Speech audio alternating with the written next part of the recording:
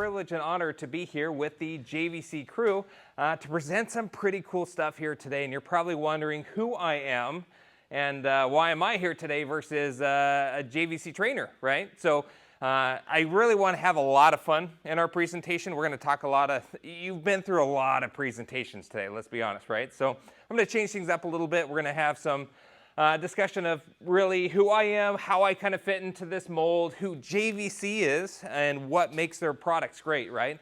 Ultimately, you want to know how to best use their products at their fullest extent, and then how I kind of fit within this JVC mix, right? Why they have me here specifically. So a little bit about me. So my name's Chris Tierlink. I'm from Utah. I'm from Salt Lake City, Utah, about 45 minutes south. And I'm a digital content creator. So I have made content. I make content full time. I basically am a individual that films everything that I do, and I post across all different platforms. I specialize more so on the YouTube side, but I've been doing it a long time. And people ask me, oh, well, what is Provo Beast? What is that? If any of you have seen my content or heard about my content, it's kind of a funny gimmick. My wife came up with it. I started my channel, just celebrated 10 years of it, and we'll talk about that here in a moment. But anywho, I essentially became the beast of audio in the area, and I formed my channel, Provo Beast, when I was doing my undergrad at a college there. So jumping into things, I make how-to videos, right? Everybody goes to YouTube, everybody wants to know how to do a certain thing. I love this industry, right? And so I decided to create how-to videos specifically along the lines of car audio. Right? I'm passionate about this industry. I've been installing for 22 years, right? So I have been around and I have installed a very long time, and I've experienced a lot of different things in this ever-evolving industry. So that's why I love being here today, is because I am in it with you guys, right? I install on a daily, weekly basis. Obviously, I'm not installing today as I am far from home, but I make these videos because I absolutely love it. And this YouTube journey has been a really fun process, right? So in this last 10 years, it's taken me a while, but I've hit some fun milestones in partnership with JVC and have an opportunity to share it with them and share it with everybody else that watches the content that I create. So in that growth and development over the last 10 years, I've become one of the biggest online car audio sales affiliate in the US. And it's led me to really cool partnerships, right? So I've had a chance earlier this summer to be in contact with JVC Kenwood, and JVC reached out and said, hey, we would love the opportunity to have you on this Roadshow. And this Connected Car Show has been a fantastic experience. This is our 10th show, right? This is the last show of the season, and it's been quite a ride. It's been a really cool opportunity, rubbing shoulders with a lot of Autotechs across the US. So anywho, it's been my pleasure to do this, right? And people ask me all the time in all these shows that I do, why do I do it, right? Why do I create content? Why do I choose this industry? Believe it or not, I actually didn't do this industry full time. I actually went and did a undergrad and graduate degree in something completely different than this, right? But yet I find myself back in the car audio industry. So a lot of people ask me, well, why? What brought you back? What made you walk away from a salary job to do what you do on a daily basis? The answer is, I am passionate for music, right? I love this. I absolutely love it. You guys probably wouldn't be doing what you're doing today if you didn't love what you're doing, if you weren't passionate about music, if you weren't passionate about this industry that we're in, right? So for me, that passion started when I didn't even have a license, right? My first car, it's a 92 Nissan Sentra. Man, I was so proud of that thing, right? Rescued it from the junkyard, right? It was going to go to the crusher, but basically I put my heart and soul into it, getting it back on the road. It's my first car. I loved it, right? Now, it wasn't complete without an audio system, right? So let's be honest, my audio system probably cost 2, 3, 4x the price of the car. Like anybody in the same boat? Yeah, you probably put way too much money, especially in your first sound system. For me, it was that 92 Nissan Sentra, and that started that passion for me, right? That drive. When I put in that first audio system, even before I had my license, I had something that I was so proud of. Now, let's be honest, I probably butchered that install, right? I was installing these in parking lots and such, and it wasn't the prettiest, but I was so proud of it. It was my baby, right? Something I absolutely loved. Now, let's get some examples. Who else had a very first car that they loved? First car, what was it? Go Caprice, yeah. What'd you have in it? I had a house speaker and a subwoofer. I love it. Absolutely. First system. Who else? First car. Yeah. 2001 Civic. Civic. What'd you put in it? El Cheapo from Walmart. There you go. Got that Walmart special, right? No shame in that. Anybody else? Yeah. A 67 Mustang with a realistic cassette deck that had fast forward, rewind, insert. Oh, there you go. Fantastic. 67 Mustang. Yeah, it's a fun car. Anybody else? First car, yeah. Not mine, but a buddy of mine. He had the 12-inch Walmart special subwoofer and amp, and we pounded the hell out of that thing. Pounded the hell out of it. I love it. One more. One more. First car. Yeah, in the corner. 91 Alpine. Okay, what'd you put in it? Alpine assembled in with audio van, 4-channel, audio van, sub amp, and 2JO WC. Nice. Very nice. There was one more hand over here. Yeah. 89 CRX SI. I had a Pioneer stereo with bazooka tubes, because of my age, that we had in there powering. Yep. Been there. Get those. I've had those too. That's great. Now, I had, basically I had two Comp 12s, right, in a mismatch amp. Bought it from a big box store that no longer exists, by the way. And, but again, I was so proud of it, right? I got in that car. So I loved it, right? Ignited that passion. Probably, correct me if I'm wrong, you're probably in the same boat, right? There's something about that first car that really drove you probably into this industry. So moving forward, I found that passion. I started doing it for other people, right? I started finding that I love doing what I do. So I started doing parking lots. I did it on nights and weekends, and I started creating content wherever I could, right? So I've been selling 22 years, but I've been doing content for the last 10. My first content's awful, right? Everybody's first content's awful, but I loved it, right? It was something that drove me within this industry. So moving forward from that point, going to that specific question, I ask you the same thing, you know? Why are you doing what you're doing on a daily basis, right? Why do you choose to be in this job, in this industry? Why do you wake up every single day and come into work? And it's not a rhetorical question. I want some answers. Anybody? Yeah. I love what I do.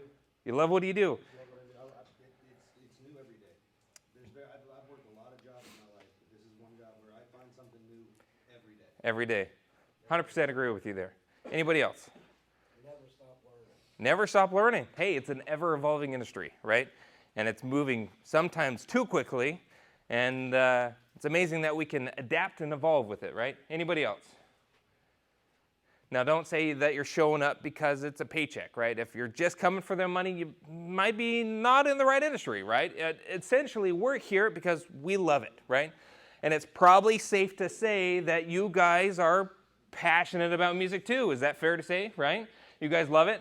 Now, for me, when I sit down in a vehicle that I just spent a week on, because I can, right, or a long period of time, that customer sits in their vehicle that belongs to them, and they listen to the exact same song they have a million times, right? But what sells it for me, why I do this, because of that music, is when they hear that song now with the system that I put in, you look over in that face every single time. Makes it worth it for me, right? So it's that rewarding experience of what drives me within this industry. So as we talk about, you guys are also passionate about music, I'm passionate about music, then we'll kind of fit how JVC is passionate about music. Now I want to see a competition here. Who likes live music? Anybody? Concerts? Yeah, 100%. For me, I go to a lot of live concerts, who goes to, let's say, 2 concerts a quarter? Anybody? Yeah? How about a concert a month? Anybody? I go to 3 concerts a week. So I have a season pass. I love live music. I went to 3 concerts this last week before I snuck it in.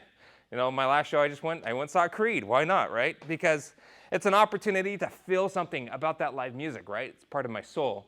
So for me, partnering JVC was only natural because learning more about what they do and why they do it kind of fits in within this trifecta, right? So why does JVC do it? Well, for obvious reasons, they're passionate about music, right? And that passion started a long time ago with them. So they were passionate and innovators even before that word was a word, right? So they did a lot of industry first. First VHS recorder, first HD camcorder, The list goes on because it started within this industry. They love what they do, right? Now, anybody know or see these gummy headphones? Holy crap, you guys sell a ton of these, right? So I was talking to John, and basically he says they do 13,000 sales across the nation in a week on these headphones. 13,000, that's nuts, right? So it really boils down to people are coming into the store because they love their music too. So we're all in this together, right? And so knowing what JVC specifically does and puts together and helps connect those individuals to their music makes all that difference. And they do it in a lot of different ways. But today we're going to be talking about car audio, right? That's why we're in this industry. So music ultimately connects us all, right? We're all in this together. We love this. I'm in this, you're in this, JVC is in this, all the other brands, because we want to drive this ever-changing industry forward. So with that being said, we're going to talk a lot about different products that really fit that bill, right? Ultimately, that customer is going to be arriving at the store. They walk in. You guys are the experts, right? So they're going to ask you, hey, I have this expectation. Maybe they'll give you a budget, right? You're going to be there to connect them to their music through whatever avenue you find, right? That fits their budget, fits their needs, fits their features. So for us, as we talk about those things, we're going to talk about what makes specifically those JVC receivers great and why it's a good fit for your customers. There's going to be some similarities to potentially the Kenwood products, obviously, that you saw earlier, but we're also going to hit on what makes them separate and specific and special on their own. So moving forward, JVC basically has a thing that I learned called connectivity PDQ. Now PDQ for a lot of people may mean something else. But PDQ to them is performance, design, and quality, right? So there's certain elements that JVC holds a higher standard for when they manufacture the equipment that you can install within a vehicle. So we're going to go into lots of different elements there. Again, when these customers arrive within the store, they have expectations, right? So they're going to walk in, they walk into my shop, or they reach out to me through my social media and say, hey, I have XYZ, I have these expectations, I need these features within my vehicle, but I have this budget, right? Can you show me how much I can get for it, right? And so it's that game of trying to figure out what's the most per that dollar point we can get for their budget. Now, connectivity really boils down to how they can experience that music based on that price point. So JVC is known for lots of different ways to connect them to their music. Now, obvious ones, Apple CarPlay, Android Auto. That's a standard now, obviously, right? Manufacturers, even OEM car audio, it's expected. Everybody should have Apple CarPlay, Android Auto. If it's an older vehicle, that's the biggest thing that they want. Now, what's new about that is what? Not wired, but wireless, right? I don't want to plug in my phone every single time. So that's a big thing for me. But there's so many different ways to connect them to their audio. I'd add Link Maestro. That's been brought up a lot today, right? Especially with the need in nowadays vehicles that have so much data run through that radio, right? I'd add Link Maestro is a fantastic company that allows people to basically integrate these new radios into their OEM applications. Now, on top of that, there's high-res audio. Anybody actually listened to a high-res audio system before? Heard the difference? Well, how'd you make you feel? You can hear them get blisters on their fingers when they take their finger across the strip. Yeah. The level of sound quality when you listen to a high-end BW system is Sure. Oh, head and shoulders above. There's no comparison, right? Kind of gives you the goosebumps. So there's something about high-res audio and having a customer may have no idea what high-res is, right? And they rely on you guys to experience and try to share that experience with them, even if you haven't heard it themselves, right? HDMI still have a demographic that say, hey, Chris, I have a need for an HDMI input. What do you got for me, right? So XM radio, Bluetooth, the list goes on. We'll talk about a lot of these down below here in a moment as we go into actual specific receivers. But a lot of different ways to connect to music. Now, obviously, you can have a lot of connections, but if you don't have that performance to back it up, it's kind of an awful experience, right? We've all probably played with some sort of maybe no-name brand radio, right? And it may have a lot of inputs and outputs, but it's an awful user experience because they don't have that performance to back up those connectivity options. So what we're going to talk about a little bit, just briefly, is the technology found within JVC receivers. And this was new to me, right? I've been installing a long time, and I've seen that K2 technology on the box for years. I had no idea what it was. Anybody here know what K2 technology is? Anybody? Being the 10th show, nobody has said anything, right? K2 technology is a unique feature only found in JVC products, different from the Kenwood side, right? Where K2 technology, basically, these engineers have developed a sound engine to reproduce that original master track, that original audio quality of that track by basically upscaling that bit rate and sound quality, essentially restoring it back to its original condition. They like to say it restores space and place, right? Gives them a better experience. So you're going to find that automatically within these JVC receivers. So not only are they going to experience their music, but already it's going to sound a heck of a lot better. Now, on top of that, you got what? Anybody that's either done a Kenwood or JVC sound lift, anybody know what that is? Seen that before, right? Sound lift, sound response, there's space enhancement. There's a lot of all these other features to help enhance that audio quality. Obviously EQs and everything like that. Time alignment, that's a big one nowadays, right? You want that audio to all reach one focal point at the same time. So when I go through these receivers with the customer, trying to determine which was the best one there, these are elements that I look for, right? Because I want them to have the best experience possible. Now, moving on from that, there's other elements there, right? Such as gesture touch. Anybody play with gesture touch on a JVC radio? Now, the conversation about volume knobs, I get that all the time, right? I want the volume knob back, and especially a certain demographic, and I say, I'm sorry. Kind of going away, right? People want screen real estate, so the volume knob is one of the first thing that gets asked. Well, cool thing about JVC and JVC only is gesture touch, right? It allows them to actually control the volume as if it had a virtual volume knob right there on the screen. And the radios we're going to talk about today actually have that equipped, even on the base entry-level model. So something like that is a fantastic selling feature for a specific generation if they need that volume knob. You don't even have to look at the radio. You can do volume up and volume down right on the screen, just like you would on a smartphone, right? Moving forward, Samsung DeX. Now, Marcus talked about this. This is actually a live video of Marcus's famous hand, right? So he sent me this video, and this is on the Z1000W, the 10.1 receiver, right? That also has gesture touch. This is a live demo of that extended display, right?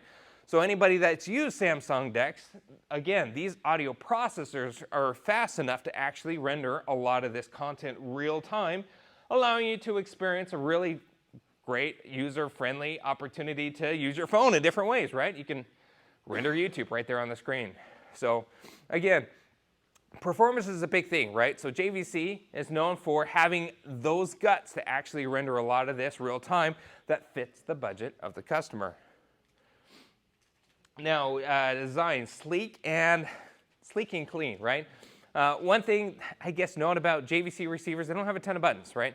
Depending on the model, they may have them on the left, but one thing that kind of sticks out is they have a really good fit and finish, right? They're going to fit really well within the dash. They're going to look good too, right? Especially if the receiver is off. You want something that actually fits within the dash design. Now, lastly here, in that design, we're going to talk a little bit about more of that screen. Now, found similarly with other things that we talked about, somebody earlier today said these operate in really bright circumstances, right? That optically bonded display. So the 7-inch screens all have the capacitive design touchscreen. Like, gone are the days of the clear resistive, right? We've had that for years. Capacitive design type touchscreens are really, really well designed for good response. They do well in different types of lighting, where the 10.1 actually has that optically bonded. You find that same technology in different industries like military, you got aviation, right, in the medical industry. So again, if a customer comes in and actually has these needs, you can say, hey, we can show you exactly what fits your budget. So this is basically the 10.1. We'll talk about that a little bit more here in a moment. But in the end, when people do their shopping, who shops by reviews? Anybody do that? If you shop anywhere, online, in-store, anything like that, the first thing I do is I grab my phone, look up that product, and I want to know what other people think about it, right? I do that all the time. People do that on my channel all the time. They have feedback. I want to know before I actually go through and have that expense. So JVC went through and scraped Best Buy's website and say, hey, let's find out what people are saying about JVC products, right? So we can patter back all the time and all as much as we want, but in the end, it's the reviews that really count, right? So JVC is known for that quality to back up the type of products that they produce. And we're only talking about receivers today, but there's more out there like speakers and subwoofers and everything that they do offer. So with that being said, what we're going to talk about now is different lines of receivers that really back up that quality, right? I have a couple of actually pulled out here, and I'm going to pass around. But today we're going to talk about 3 different tiers of categories of receivers that JVC offers. Now, JVC offers a ton of different products, right? But these 3 are specific to help differentiate based on the needs of the customers. Again, when a customer comes into my shop or they reach out to me on social media, they have all kinds of questions, and I need to basically try to find that receiver or that head unit that fits that mold, right? That fits those prices and basically the needs of the customer. So we got a good, better, and best. Today we're going to talk about the new 590. We'll talk about 7 series, which you guys have already had and probably install often. And then we'll talk about that 10.1 briefly here as well. Now, I have something what we call an inflation buster. Now, John is here. If John was here, I always give him a hard time. He's the one that came up with the term inflation buster. It's no surprise that we have customers come in and say, hey, I need X, Y, and Z, but I don't have a lot, right? Inflation sucks, especially right now. It's really hard to afford a lot of things, a lot of the luxury items, right? So for a lot of individuals, a new receiver really isn't in the budget.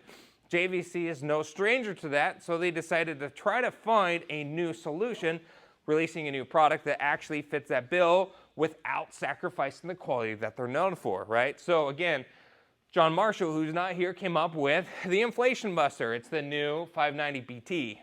Now this one is unique because they're integrating a lot more of found in the higher end receivers in this entry level product. Now we'll talk about a lot of these elements here at the bottom as we jump into it a little bit further. Now similar to what you saw before, it has the new chassis design, right? So not only is it a shallow mount as before, but it's also a single din. So a lot of different mounting applications. Again, it's going to come with that upper mounting bracket already installed. Now, for me as an installer, what I gravitate to is not necessarily this, but the lip is back, right? I absolutely hated mounting dash kits with a receiver that didn't have any sort of bezel there because it was super difficult to mount, right? Are you with me? It just drove me crazy, right? JVC on this new receiver totally brought this back. On top of that, it got the new harness as well. We're going to talk about that harness here in a moment and actually have them so you can see the harness for yourself. You don't have to wait till tomorrow. Sorry, Marcus, right? So you're going to have the new bezel, right? It's going to fit a lot better. On top of that, it's going to come pre-installed with the upper bracket. So this upper bracket is nice. You don't have to put it on. You can always take it off as needed. But it is hollow, right? There is nothing inside. So if you have some sort of module that you want to mount to the top of this, why not, right? This back plate also comes off. So I'm going to go ahead and give you one side. And then here's an example of the left one with the bracket off. This left one, I actually have the harness on it. Now, I don't have a picture of the harness, but what's cool about this harness is gone are the pigtails, right? Remember the little reverse gear trigger wire that hangs off or the parking brake wire? They've now integrated into the new JVC harness, right? 100%. So what's cool about this is all that tech from the 7 series, they've shrunk it down to fit all within that single din shallow chassis. So it's going to fit in a lot of different applications. Now I am one for efficiency when I install. So having this upper bracket pre-installed makes a ton of sense to me, right? I will only take it off as needed.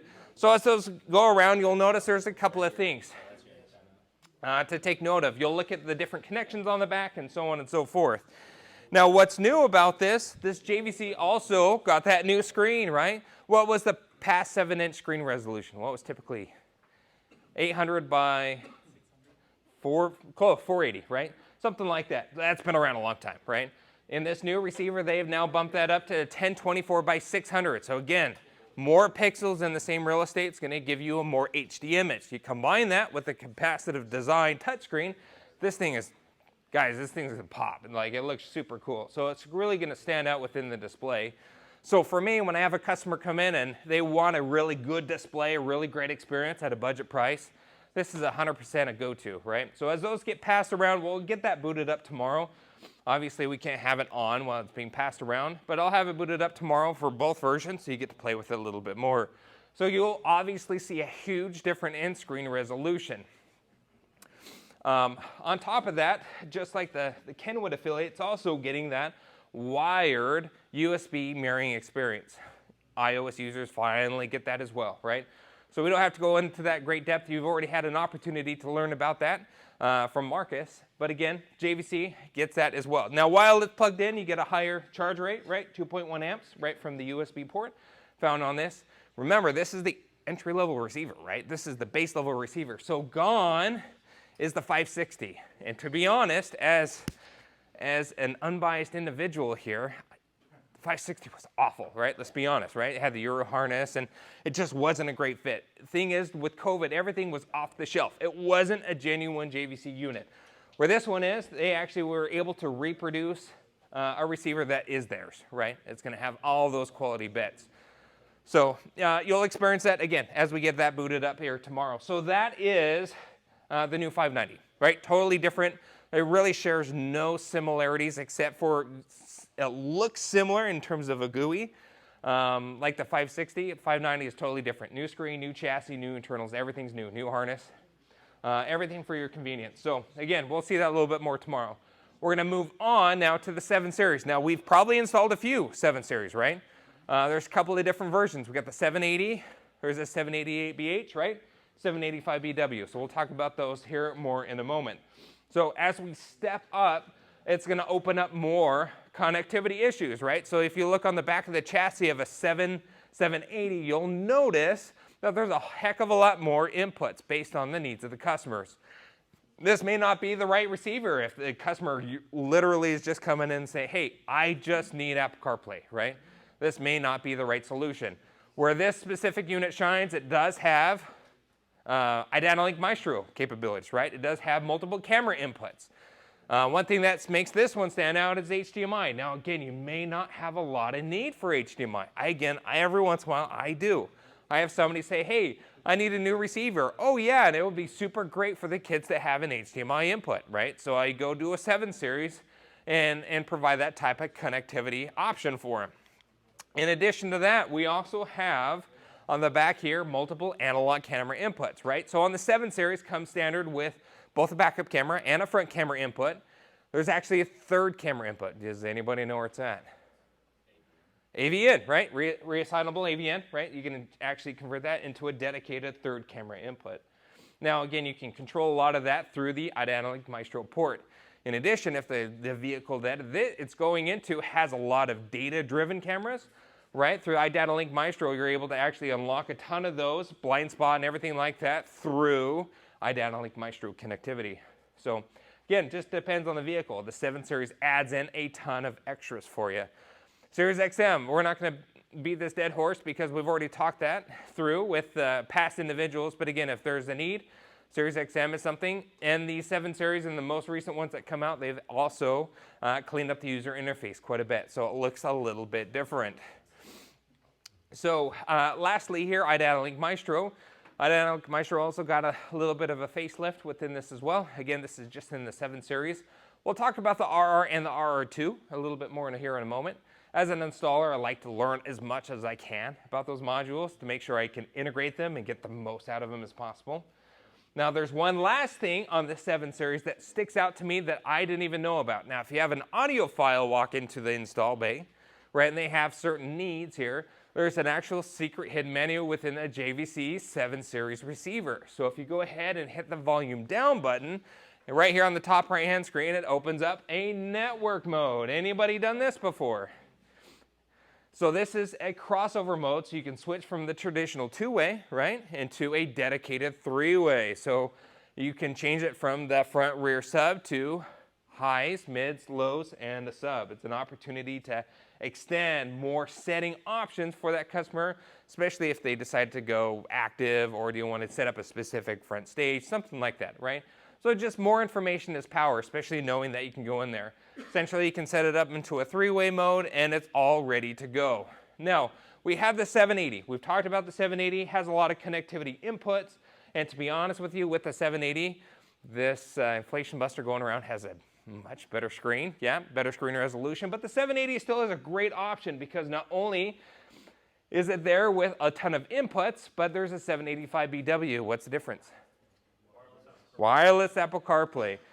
That is the biggest thing for me right now. I have individuals always ask and comment, what is the best deal for a wireless Apple CarPlay unit? What I do to determine that is based on the build quality, you know, the internals, the actual features within that receiver and that price point. The 785BW is probably one of the most installed receivers with wireless CarPlay that I do because it fits that price point, right, of that customer while providing them fantastic connectivity options that they need. So I do a ton of 785BWs. I did 2 last week, right, just because it's a fantastic receiver that fits that specific price point. Moving forward here, let's just talk about that Z1000 a little bit. Now, some of the stores may not carry this. Not every store does, from what I'm aware. But there's still cool things to talk about, right? Especially when you combine in the iData-Link Maestro RR2, right? So with the RR2, what's specific about the RR2 that makes it unique?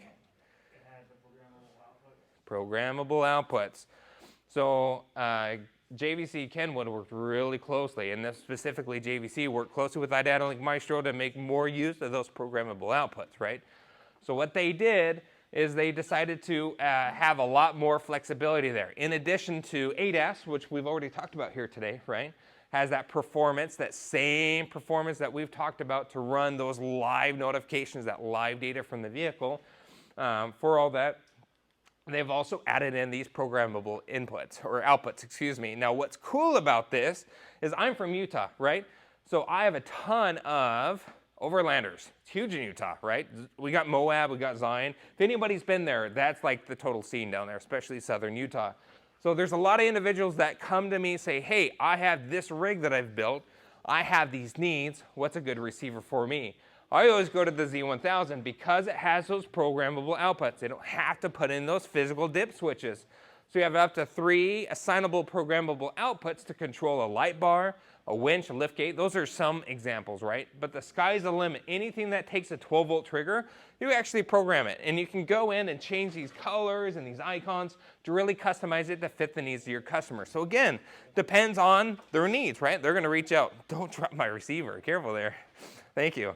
It's just something different and unique. Another individual that brought up, they actually took apart a garage door opener and hooked the 12-volt lead to the board there, and they control the garage door through this receiver. Yeah? You say you can customize them. Can you upload your own icons? Not from what I'm aware, but you can actually ask the JVC guy. That's a good question. Probably Marcus would know. He's sitting outside there. So, yeah, I mean, there's a library of preloaded icons, so you could probably find something similar to what you need. But in terms of uploading, that's a good question. Yeah, so again, these are the 3 basic products here. Really, we're highlighting the 590 here today because it just stands out, right? It has so much new. One thing that sticks out to me, again, as an installer, and I've done this a long time, the 590 basically strips away a lot of the features that a lot of customers just don't want to pay for, right? So the 590 is a little bit different, and we didn't even talk about the 595. 590 does not have iData-Link Maestro and doesn't have XM radio. Because, like, again, frankly, there's customers that don't want to pay for it. Why are they paying for features that's not going to be used within their vehicle, right? So JVC has stripped those away to save a little bit on the cost for the customer. Pass those savings along, right? Now, if they do need that, you can do the 595, which brings those features back in at a little bit higher price point. So something like this is going to be priced really competitively, and you add in all the extra new features and a redesigned radio. It's just a really good solution. Slowly down the road, we're going to have some sort of version of this with wireless Apple CarPlay and Android Auto as well. Should be seeing that sometime next year. So good. Again, a good, better, and best. A lot of different options there to fit the needs of your customers. As we look for different options there, obviously we only talked about 3 categories of receivers. There's audio-based receivers. There's different multimedia receivers. We didn't even talk about speakers today, right? There's a ton of different options there. And I know John is working on different amp options as well for JVC. But as this all boils down to in my presentation here today, where is this all going, right? Well, obviously music connects us all. We wouldn't be in this industry if it didn't. I absolutely love music. This is why I do it on a daily basis. This is why I care. And that when JVC offered the opportunity for me to be here with you guys, totally jumped on it because I love being around other installers, right? I do this on a daily basis because I care about the customer. I care about their love for music, and I want to drive that industry forward. You guys are here doing the same thing, right? It's my pleasure to be here today to talk about these things because it's ultimately driving this industry in the direction we want. It's music that connects us all, and that's where it all starts, right? So going forward here, we're going to, unfortunately, if you don't like me and bored out of your mind with this presentation, sorry, I'm going to be here tomorrow, so I'm sticking around. So day 2 is going to be fun. It's going to be unique. We're going to have an opportunity to actually talk about a real hands-on experience. Now, here's an amplifier mount. I actually have one of these set up here. On our day 2, we asked Paul and everybody, you know, how I can be most effective working with a lot of Best Buy Autotechs, and they said, hey, let's have some fun with amp mounts. So we basically, in those crates, have a full install shop in those crates. We're going to build amp mounts tomorrow. So we're going to have an opportunity to play with some ABS plastic. Now, if your store already does that, that is fantastic. I actually love that more because you can bring some experience and some help to the other installers in this room that haven't done something like this, right? So tomorrow we're going to talk about ABS. We're going to talk about wiring techniques and how to mount amps and everything like that. And if you're doing that already, let's see what you got. We're going to have some competition and we're going to give away some amps tomorrow, right? So we're going to talk about these amp racks, right? We'll have that inflation buster. I see them all set up here. So we're going to talk about that, right? We'll get the new radio booted up. We're going to talk about some DIYs and what I call reverse engineering that amplifier rack install. We'll have some fun with some clean wiring. And on top of that, we're going to share just some other general tips and tricks. Now, I worked with Paul and I worked with John and JVC, and we worked really hard on trying to get something that we can give everybody. So we made some official Best Buy Autotech shirts, which is cool. So Provo Base, so everybody gets a shirt. But what we also were able to get was special permission to make them official Autotech shirts, right? So everybody gets a shirt, everybody gets some merch, and we're gonna give away some amps tomorrow. So again, come tomorrow prepared. If you're doing amp racks already, love it. If you've never done this before, come prepared to learn. It's going to be a fun opportunity. So that's all I got for you here today. It's my pleasure working with you. Thanks for having me. I look forward to getting to know you guys a little bit more tomorrow. So appreciate it.